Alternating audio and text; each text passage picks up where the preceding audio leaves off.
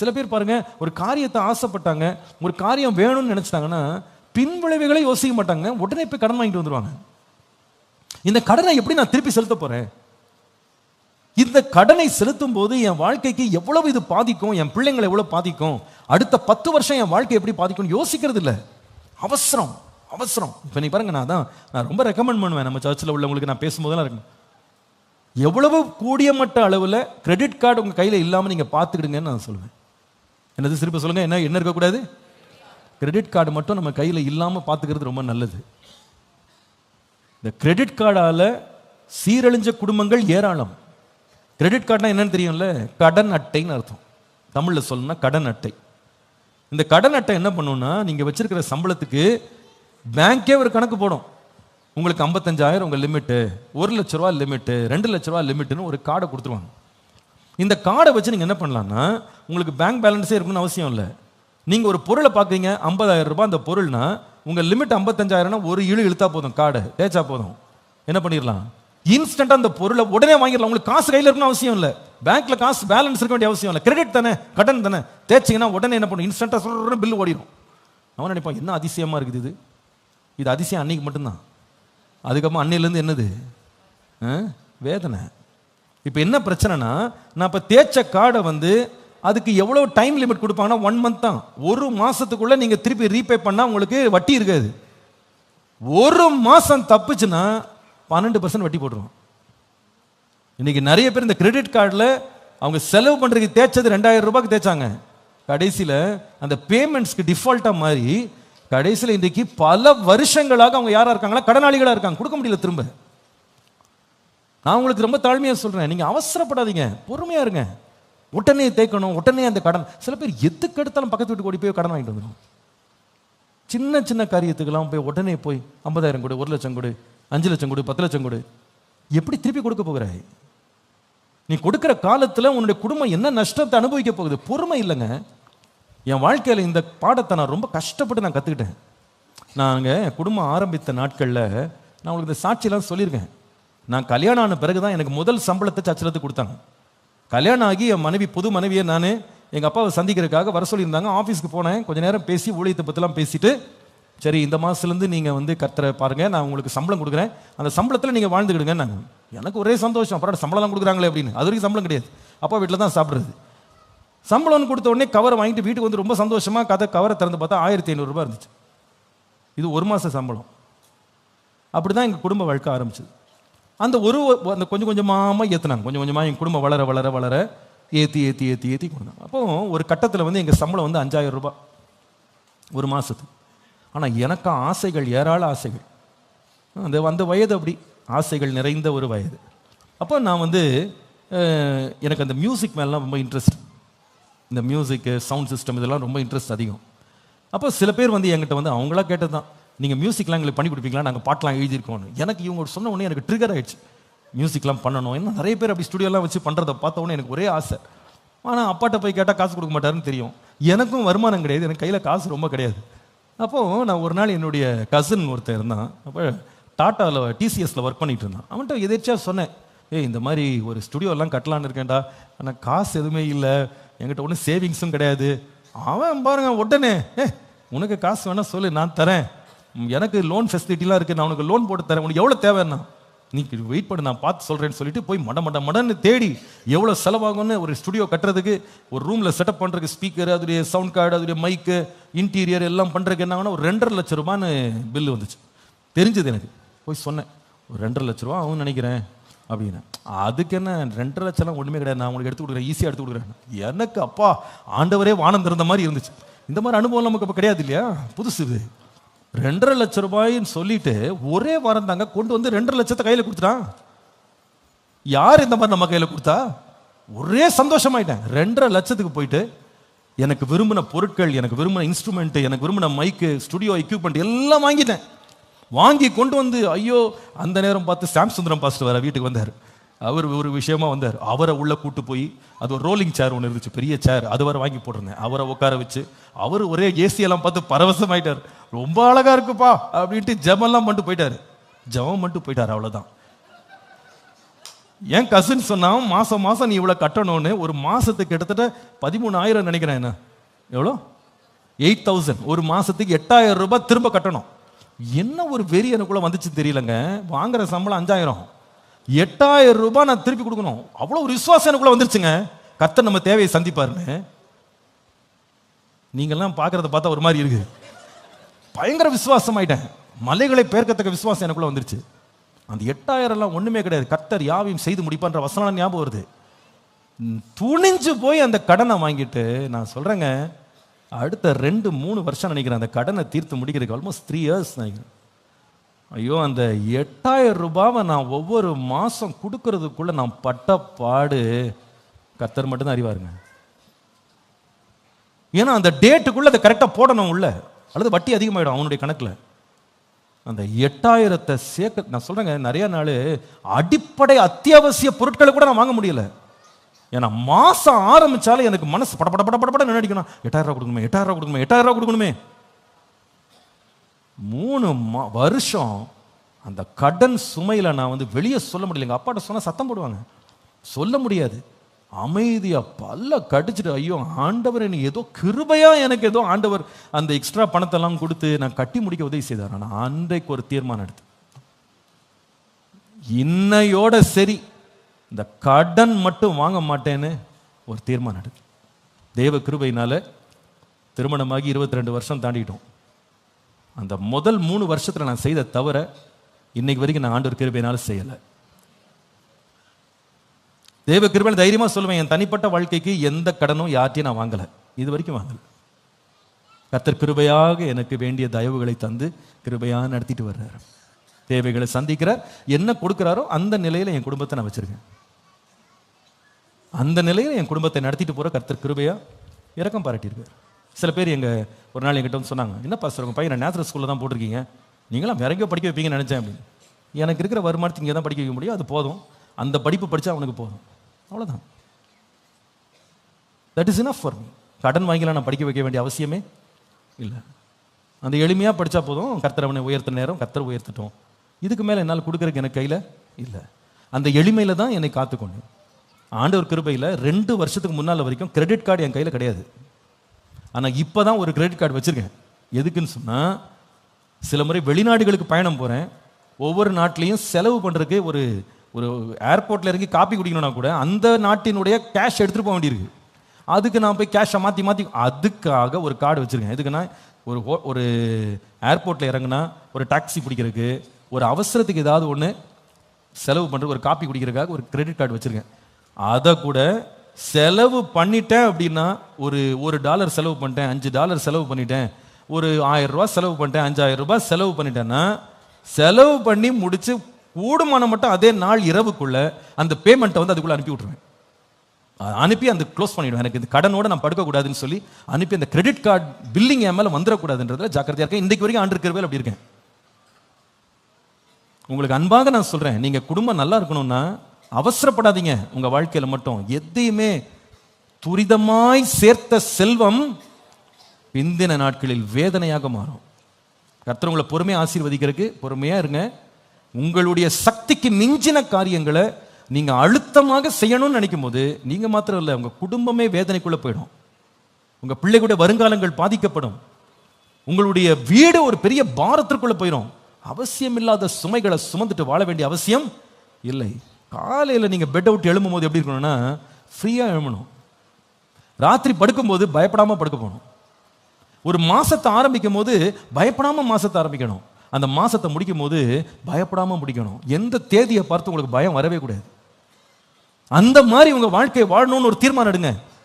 இன்னைக்கு எத்தனை பேர் தெரியுமா, அந்த பயத்தினால நடுக்கத்தினால அவங்க வாங்கி கொண்ட கடன்களை திருப்ப கொடுக்க முடியல அப்படின்ற அந்த பயத்துல ஸ்ட்ரெஸ் ஆகி அவங்களுக்கு வந்து பிரஷர் ப்ராப்ளம்ஸ், சுகர் ப்ராப்ளம், அவங்களுக்கு வந்து நிறைய வியாதிகளுக்கு அவங்க ஆளாயிட்டாங்க இன்னைக்கு.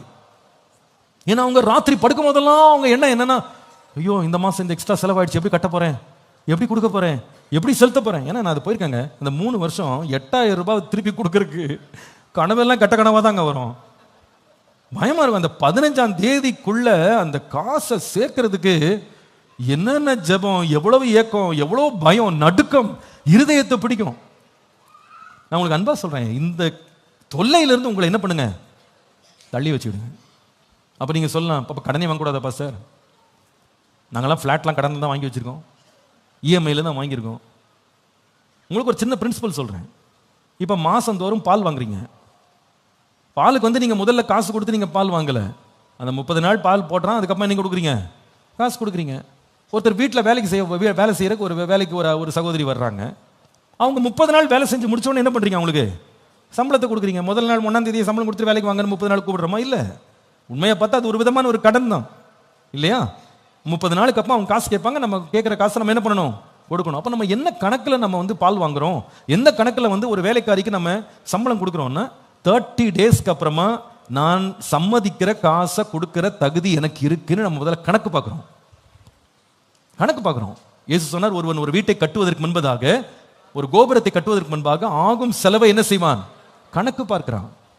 அதற்கு திராணி இருக்கிறது என்று கண்டால் அவன் கட்டுவான். திராணி இல்லைன்னு அவன் கண்டுபிடிச்சான்னா கட்ட மாட்டான். திராணி இல்லாமல் கட்ட ஆரம்பிச்சான்னா அந்த கோபுரத்தை முழுசா கட்ட முடியாம பாதியில நிறுத்திட்டு வர்றவங்க போறவங்க எல்லாம் பரிகாசம் பண்ணுவாங்க. ஆரம்பித்தான் முடிக்க திராணி இல்லை என்று அவனை பார்த்து பரிகாசம் பண்ணுவாங்க. அப்போ நீங்க வந்து ஒரு இஎம்ஐ போட போறீங்க, நீங்க வந்து ஒரு வீட்டை வாங்க போறீங்க, ஒரு வாகனத்தை வாங்க போறீங்கன்னா தயவு செய்து உட்காந்து கணக்கு பாருங்க. இது என்னால் முடியுமா? இது என்னால் கட்டி தீர்க்க முடியுமா? இது எனக்கு அவசியமா அப்படின்னு யோசிங்க. சில பேர் கார் வாங்க எல்லாரும் ஆசைப்படுறீங்க, ரொம்ப நல்லது தான். என்னை பொறுத்த வரைக்கும் பைக்கை வாங்குறத விட கார் வாங்குறது நல்லது. இன்றைக்கி இருக்கிற ரோட்டினுடைய பாதுகாப்பை பார்க்கும்போது, பிள்ளைங்க அதிகமாக இருக்கும்போது ஒரு கார் வச்சுக்கிறது நல்லது. ஆனால் ஒரு ஷோரூம்குள்ளே போகும்போதே திட்டமிட்டுட்டு போங்க, என்ன வாங்கணும்னு, எது அளவுக்கு எனக்கு செலவு பண்ண முடியும்னு யோசித்து செய்யுங்க. எந்த லெவலில் கார் நான் வாங்கணும், எது எனக்கு அவசியம், எது தேவை, எதை நான் மாதம் மாதம் செலுத்துகிற கணக்கில் இது வந்து நெருக்கடியில் கொண்டு வந்து என்ன விடக்கூடாது. நான் வந்து திருப்ப செலுத்துகிற பணத்திற்கு மீதியான பணம் இருக்கணும், எனக்கு அவசர தேவைகளுக்கு காசு இருக்கணும், நெருக்கடியில் கொண்டு போய் என் குடும்பத்தை விட்டுறக்கூடாது அப்படின்னு நாம ஆலோசித்து முடிவெடுக்க வேண்டியது அவசியம். சில பேர் காரை வாங்கிட்டாங்க, ஆனால் காரில் ஏறும் போதெல்லாம் ஹார்ட் பீட் அதிகமாகுது. ஏன் தெரியுமா? இந்த மாதம் இஎம்ஐ எப்படி செலுத்த போகிறேன். சில பேர் காரை வாங்கிட்டு பெட்ரோல் வலிக்கு காசு கிடையாது, பெட்ரோல் போட காசு இல்லை. ஏன்னா சரியா திட்டமிடலை. காரை வாங்கிட்டாங்க, எதுக்குன்னா என் பிள்ளைய ஸ்கூலுக்கு விடுறதுக்கு கார் வேணும், ஆனால் ஸ்கூலுக்கு ஃபீஸ் கட்ட காசு இருக்காது.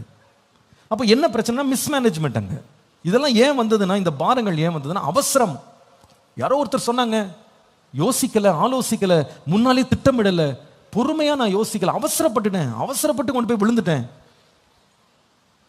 நம்ம சபையில் ஆண்டிருக்கிற பேரில் பல ஆயிரம் குடும்பங்கள் இருக்காங்க. எனக்கு பல ஆயிரம் கதைகள் எனக்கு தெரியும். ஒவ்வொருத்தர் சொல்கிற சில வேதனையான கதைகளை பார்க்கும்போது ரொம்ப மனசு சங்கடமாக இருக்கும். அவங்களுக்கு உதவ முடியலேன்னு ரொம்ப கஷ்டமாக இருக்கும். அவங்களுடைய நெருக்கடியை பார்க்கும்போது ரொம்ப கஷ்டமாக இருக்கும். சில பேர் சொல்லுவாங்க, அவசரப்பட்டுட்டேன் பாஸ்டர், யாரோ சொன்னாங்கன்னு போய் இதில் போய் முதலீடு பண்ணிட்டேன் பாஸ்டர், ஆரம்பிச்சிட்டேன் பாஸ்டர், இப்போ முடிக்க முடியல பாஸ்டர், கட்ட முடியல பாஸ்டர், என் வீட்டையே எடுக்கிறேன்னு சொல்லிட்டாங்க, என் நிலத்தை எடுத்துக்கிறேன்னு சொல்லிட்டாங்க, பேங்க்ல வந்து நெருக்கடி கொடுக்குறாங்க, சொந்தக்காரங்க நெருக்கடி கொடுக்குறாங்க, அவசரப்பட்டேன் பாஸ்டர். அவசரம். பிரியமானவர்களே, கணவன் மனைவி ஒருவரோடு ஒருவர் பேசும்போது கூட பொறுமையுடன் செயல்படுறதுக்கு திட்டமிடுங்க. பொறுமையோடு, அவசரப்படாதீங்க. நாளைய தினத்தை குறித்து கருத்துள்ளவர்களா இருங்க. ஒவ்வொன்றையும் எடுத்து செய்யும் போது ஜாக்கிரதையோடு செய்யுங்க. ஆண்டவர் கிருபையில் ஒரு பெரிய சபையை நிர்வாகம் பண்ற வேலையை ஆண்டவர் கொடுத்துருக்காரு. பயத்தோடு சொல்றேன், எவ்வளவோ தேவைகள் இருக்கு, எவ்வளோ காரியங்களை நிர்வாகம் பண்ண வேண்டியிருக்கு. ஆனால் ஒவ்வொரு நாளும் நான் ரொம்ப பயந்து ஜாக்கிரதையாக தான் நான் செயல்படுறேன். ஆனால் வர்ற ஆளுங்க நம்மளை தூண்டி விடுறத பார்த்தீங்கன்னா, நாளைக்கே எல்லாத்தையும் புரட்டி முடிக்கிற மாதிரி தான் நம்மளை தூண்டி விட்டுருவாங்க. நாம் எல்லாருடைய தூண்டுதலுக்கும் நம்ம வந்து இணங்கணும்னு வச்சுக்கிட்டுங்களேன், சீக்கிரமாக நம்ம பெரிய பிரச்சனை மாட்டிடும். இப்போ நான் அனௌன்ஸ் பண்ணிட்டேன், ஆகஸ்ட் மாதம் 13ஆம் தேதி டெடிகேஷன் நடக்க போகுதுன்னு. மனசில் ஆசை இருக்குது, அந்த 13ஆம் தேதிக்குள்ளே அந்த மேலே உள்ள மெயின் ஹாலில் ஏசி எல்லாம் போட்டு அந்த முதல் ஹாலையாவது முடிச்சிடணும்னு நான் ரொம்ப விரும்புகிறேன், ஜெபிக்கிறேன், விசுவாசிக்கிறேன். ஆனால் எவ்வளவோ நெருக்கடிகள், எவ்வளவோ தேவைகள் வந்தாலும் ஒரே ஒரு வார்த்தை எனக்குள்ள அடிக்கடி நான் சொல்லிக்கிறேன், ஆண்டவரே தேவை இருக்குது, நான் சபையில் சொல்கிறேன், எல்லாரும் ஜெபிக்கிறாங்க, கொடுக்குறாங்க, ஆனால் அந்த தேவைகளை நீர் சந்திச்சா 13ஆம் தேதி ஏசி போட்டு குழுன்னு டெடிகேஷன் நடக்கும். நீங்கள் கொடுக்கலையா ஃபேன் ஓடும், நல்லா ஆராதிக்க போகிறோம், அவ்வளோதான். அதனால் அன்றைக்காவது சீதோஷ நிலையை நல்லா மாற்றி கொடுங்க ஆண்டவரையும் ஜோமிட்டு. அவசரப்பட வேண்டாம். அவசரப்பட்டு எதிராவது போய் நுழைஞ்சிட்டு பிரச்சனையில் மாட்டிக்கிடக்கூடாதுன்றதுல ரொம்ப ஜாக்கிரதை. ஏன்னா இந்த பிரச்சனை என்னோடு முடியாது, முழு சபையின் மேலே இந்த பாரம் வரும். எந்த ஊழியத்தையும் செய்ய முடியாது, அப்படியே முடங்கிடுவோன்னு எனக்கு தெரியும். ஏங்க நம்ம சர்ச்சுக்கு இன்னும் நம்ம ஆலயத்தை முடிக்கிறதுக்கு ஒரு சில கோடிகள் தேவையா இருக்கு. எனக்கு தெரிஞ்ச வரைக்கும் ஒரு சில பேங்க்ஸ் வந்து நம்மகிட்ட வந்து கேட்குறாங்க, நாங்கள் கொடுக்கட்டுமா, அரேஞ்ச் பண்ணி தரட்டுமா.